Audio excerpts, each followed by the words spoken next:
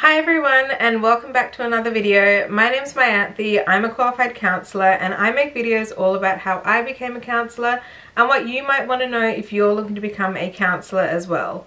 So if you're interested in that kind of content, make sure to hit the subscribe button and also like this video because it really does make my day.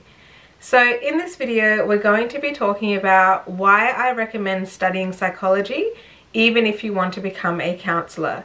So I had that comment on one of my videos and it was quite a good question because you're probably like, yeah, why should I study psychology, do a master's in psychology, become a psychologist and then work as a counsellor?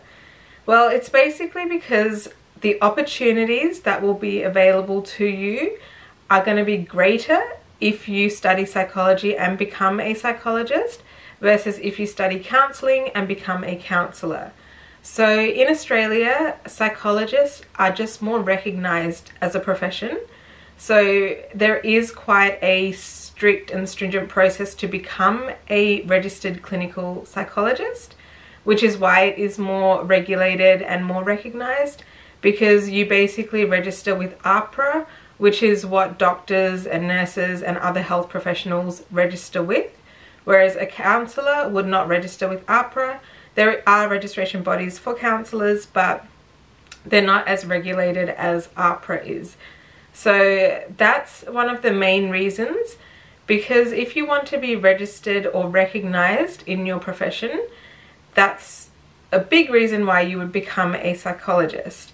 But as I've said, the process to become a psychologist is a lot harder, but I guess the reward and the benefits after that are going to be greater for you.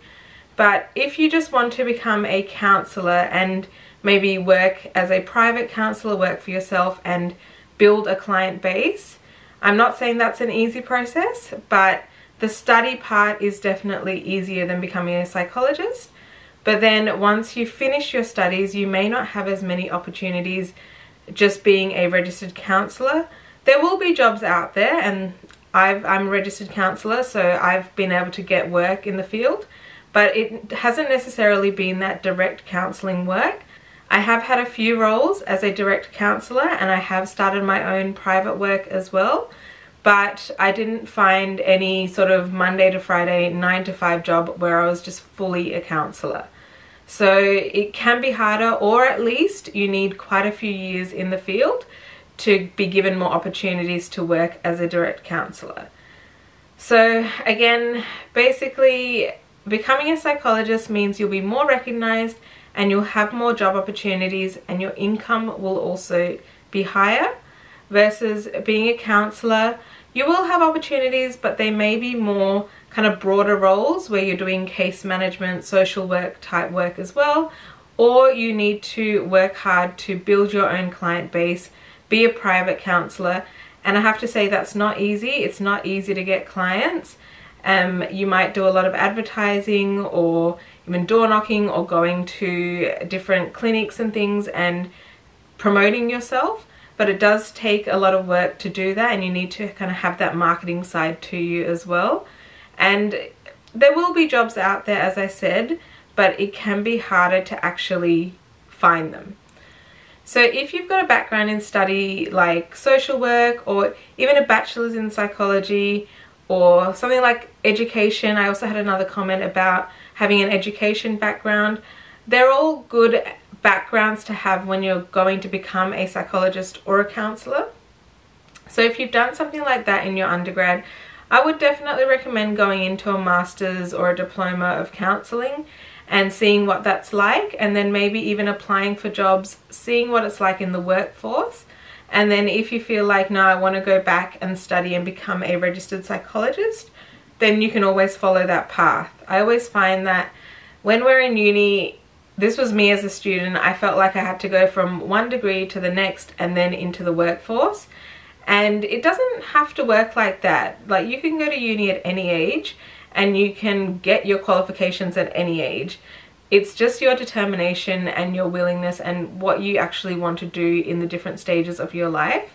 So if you're kind of on the fence about what should I do, what should I not do, I don't know, I say just go with whatever you're feeling like is this is what I want to do right now in my life. Start that. If it's not for you, it's not for you. You can always leave, or you can finish that, again, work in the field for a bit, and then go, okay, this maybe isn't for me, and then try studying something else, or try moving into another role, because once you've had experience, moving into other roles can be a little bit easier. So definitely don't just sit on, I don't know what to do, and don't do anything. Try and take one step forward and enroll in the course that you're thinking about, or apply for the job that you've seen, and just see what happens. There's no harm in that. And you can always, if you're thinking about going into uni, you can try it out until the census date and then withdraw if it's not for you. Or if you get a job, you can see how that goes, and you know, if it's not for you, you can leave that job, or you can see if there's other roles in the same organization that might work better for you.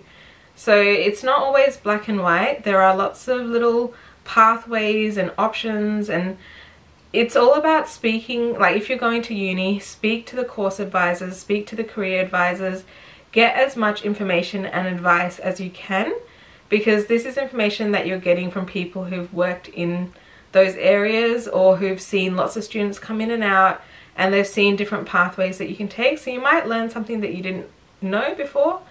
And if you're already working in an organization, talk to HR, talk to your managers, see what other opportunities might be available that might be of more interest to you, or even shadowing someone in the workforce that is doing a role that is something you might be interested in, and seeing what their day-to-day life is, and seeing if that's something you might want to do as well.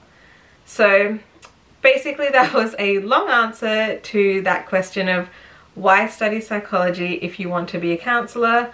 At the end of the day, psychologists are more recognised, but also as a psychologist you can work as a counsellor. That can be the day-to-day work that you do, whereas if you're a counsellor, you can't work as a psychologist, you can't call yourself a psychologist, and you can't do assessments on people and diagnose people with mental health conditions.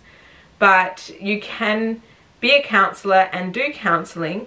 It just means you may not have that many job opportunities or be that recognised in the field by other medical professionals as well. So I hope that answered your question. So let me know if you have any other questions. Leave them down below in the comments. I'll make sure to answer them in other videos. As I said earlier, I would love it if you could subscribe to my channel and also hit that little thumbs up button, as that would really make my day. Thanks again for watching, and I'll see you again in the next video. Bye!